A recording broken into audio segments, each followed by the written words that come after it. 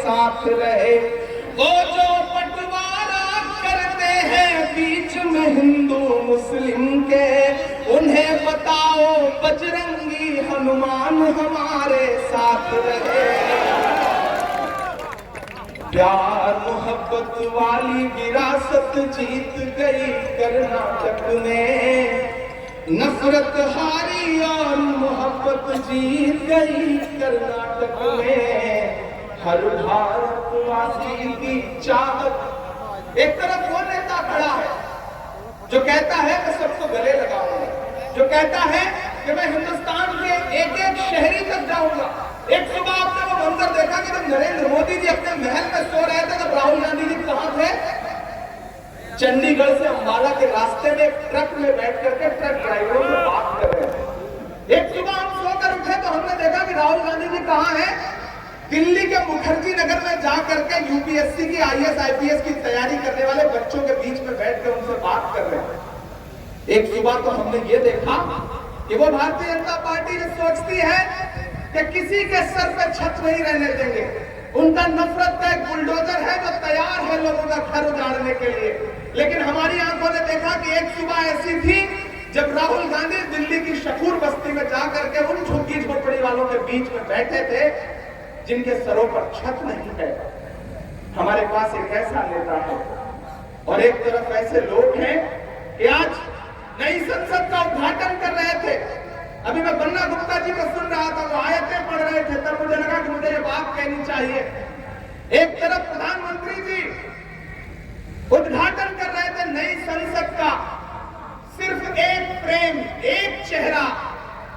मैं झारखंड में खड़ा हूं, मैं आदिवासी अस्मिता को समझता हूं, मैं झारखंड के एक एक बच्चे की पीड़ा को समझता हूं कि प्रधानमंत्री जी ने हमारी महामहिम राष्ट्रपति द्रौपदी मुर्मू जी को क्यों नहीं बुलाया।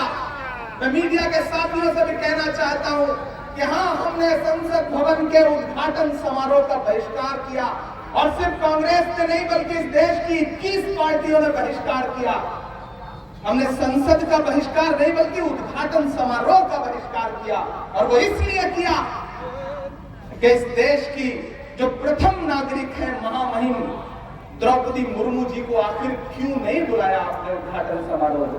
आपने क्यों नहीं बुलाया उपराष्ट्रपति महोदय को, महामहिम को?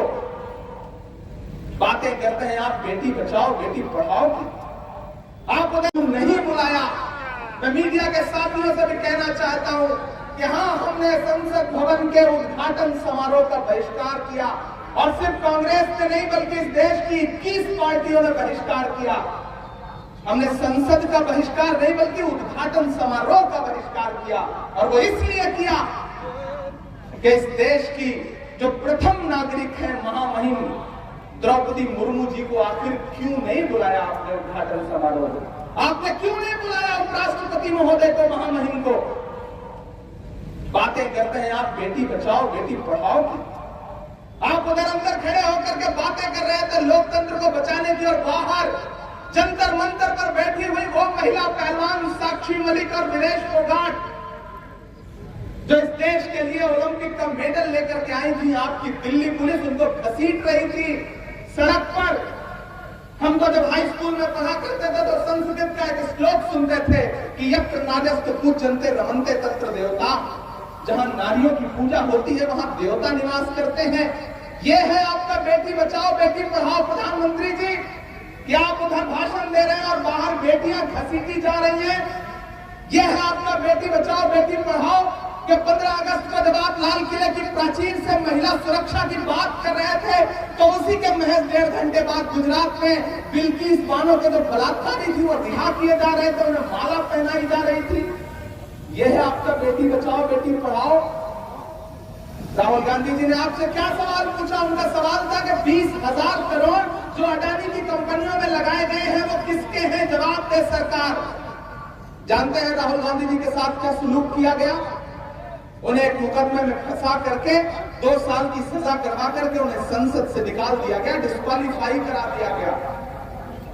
इतने से चैन नहीं मिला प्रधानमंत्री जी को, महीने भर के अंदर राहुल गांधी जी का घर खाली करवा लिया गया। अरे वो राहुल गांधी जिनके परिवार ने आइए इलाहाबाद में दिखाता हूं आपको वो आनंद भवन जो आज हजारों करोड़ की मिल्कियत होगी, उसे एक झटके में इस राष्ट्र के नाम समर्पित कर दिया था। उसको आपने एक घर में कुछ दिन रहने लायक नहीं समझा, उसका घर छीन लिया। लेकिन आप राहुल गांधी से उनका घर छीन सकते हैं, लेकिन राहुल ने आवाम के दिलों में जो जगह बनाई है उसको कैसे छीन पाएंगे? आपने राहुल गांधी से घर छीना, राहुल गांधी जी ने आपसे कर्नाटक जैसा एक राज्य छीन लिया। ज्यादा वक्त बीता नहीं। यह है मोहब्बत की ताकत।